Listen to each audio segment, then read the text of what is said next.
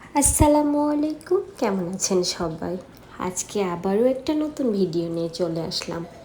10 মিনিটে সহজ নাস্তার রেসিপি মাখন দিয়ে তৈরি নিখুঁত রসুনের ডিম কিভাবে বানাবেন।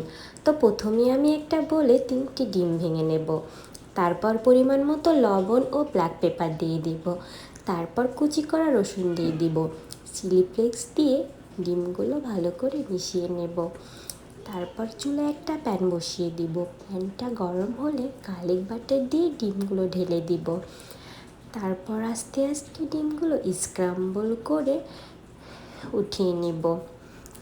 তারপর আবার প্যানে গার্লিক বাটার দিয়ে দিব। তাতে চিলি ফ্লেক্স, রসুন কুচি নেড়ে ডিম স্ক্রাম্বলগুলো দিয়ে একটু নেড়ে নিব। নেড়ে নামিয়ে পরিবেশন করব। আপনারা বাসায় রেসিপিটা ট্রাই করতে পারেন, ভালো লাগবে আর খেতে তো খুবই দুর্দান্ত হবে। আর আমার ভিডিওটা যদি আপনাদের ভালো লাগে তাহলে প্লিজ আমাকে সাবস্ক্রাইব করবেন, লাইক